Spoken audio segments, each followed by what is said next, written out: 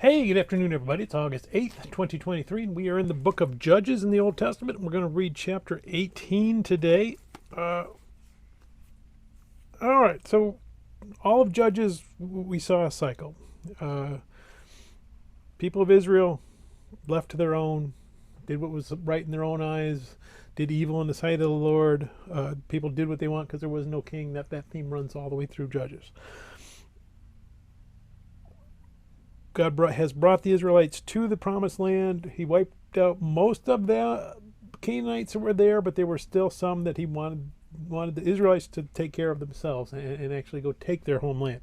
But the Israelites balked and didn't do it. In fact, the Israelites start to wander towards the Canaanite gods, start worshiping the gods, start turning their back on God, the one true God, and eventually the Canaanites rise up and imprison, subdue, torment, whatever you want to call it, the Israelites. And when the Israelites get enough, they call out to God and remember, oh God, you were supposed to save us and protect us. Please come and protect us and save us. And God raises up a judge, someone who is a champion, I guess would be the best way to say it. Military champion, civil champion. So he's a ruler, he's a leader, he's not a king necessarily. He's just over a smaller region, but he's a little bit higher than the patriarchs that we saw earlier. We start off with a very good one, Deborah. So that shows us that the judges can be men or women. Doesn't matter who they are. Doesn't matter how good they are or how obedient they are to God. God uses who he uses. Just so happens with Deborah, he got one that was really obedient, did some great things, brought the people back to God, but then she died. And then the people wandered back into their sin of chasing after the Canaanite idols. So God raises another king, and same thing. Only each subsequent king that's coming along, they're not quite as loyal to God. They're not quite as obedient to God. Yes, they have great faith in God. They know that God is going to let them wipe out some enemies, more than they could do on their own. But after they start to get some success, they start thinking, wow, you know what, I know I started off that I needed God, but now that I think about it, maybe he needs me. So their focus starts shifting to themselves, and then they start drifting away. And then they die, and the people drift further away. So that's the theme of Judges is, they go back towards God, but then they fall away. And then they go back, and then they fall away. And then they go back, and then they fall away. And then they go back, and then they fall away. Judges ends with the judge Samson, which kind of reverses the original way that the judges were, that they would have great faith in God, and then they would shift to themselves. Samson kind of had great faith in himself and shifts to God, but by then it's kind of too late. And this is the example of what it is too late, and what it means when we say that the people of the Israelites are falling away, which it's this story that started with Micah yesterday on chapter 17. Steals from his mom. Mom is boo-hooing, curses whoever stole it. He says, well, I'm the one that stole it. And mom forgets all about being angry, and, oh, well, that's okay then. If it was you, that was okay. So she's a little too tolerant. Then they decide, hey, you know what, well, let's celebrate that we have this money back. Let's make some idols, and we'll start worshiping the idols. Not sure how that was supposed to be a good thing, but these are people who are consider themselves devout Jews, and that's what they're doing. And then a Levite comes along. Now, this should be a priest of the Lord, but apparently that wasn't good enough for him, so he's striking out on his own, and he ends up with this Micah guy, and Micah says, hey, you know what? I can treat you right. You come and be my priest and help me worship these idols I have, and I'll take care of you. And that's where 17 ended. Now 18, we're going to get a new group of people come in, which is the Danites. And we talked about the Danites. The tribe of Dan, their original inheritance was in between Judah, which was around Jerusalem, and the coast. So off to the west. Dan got ran off of their land. We see that quite references to that we've seen before in the Old Testament. Here in Judges, we get the explanation, which is that the Philistines had come in, and that's who Samson fought against, was the Philistines. They essentially drove the Danites out. And that we're going to take it up here that they're looking for a new place to live.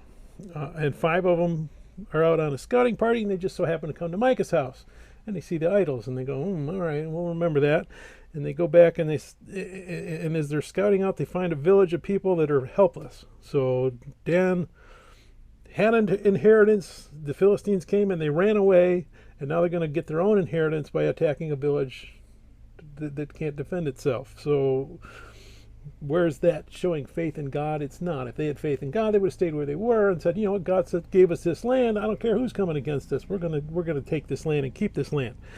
So they end up bringing 600 people to come and take care of this village that isn't going to fight them back. And they stop back at Micah's house and they go, wow, you know, it would be really cool if we had those idols with us, because, man, the more gods we have, the better. So how did this tribe of Dan fall so far that now you know, God is pretty good, and he might win this battle, but you know what, if we had some more gods to add to that would be really good. So we're going to have an insurance policy. So they decide they're going to steal the idols. Now that worthless priest we saw before says, oh, you're going to steal the idols? Well, let me go with you then. So he's not going to go warn Micah. He's doing the math and going, I can be a priest in one family getting taken care of, or I can have 600 guys that are going to take care of me. It's probably going to be much more lucrative, so I'm going to go with them. So we started with Micah stealing from his parents, and now we're all, I don't know where we are now. We got tribes stealing from each other tribes and chasing after gods that don't belong to them, that are false. We got priests who are going out on their own because God wasn't good enough for them, and we're not even done with this story yet. So let's go ahead and we're going to read Judges chapter 18. In those days there was no king in Israel, and in those days the tribe of the Danites was seeking an inheritance for itself to dwell in.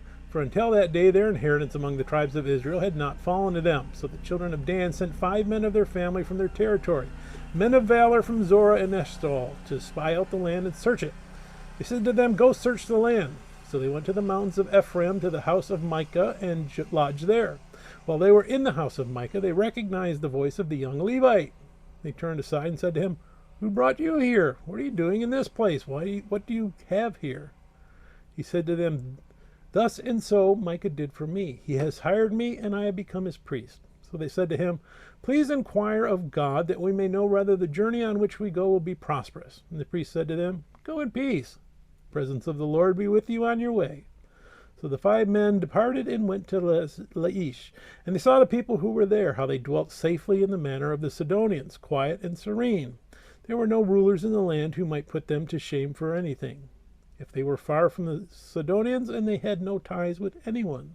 Then the spies came back to their brethren at Zorah and Eshtaol, and their brethren said to them, what is your report? So they said, arise, let us go up against them, for we have seen the land, and indeed it is very good.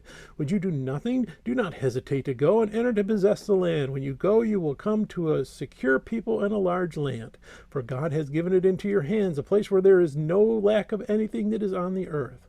And 600 men of the family of the Danites went from there, from Zorah and Eshtaol, armed with weapons of war. Then they went up and encamped in Kiriath-jearim in Judah.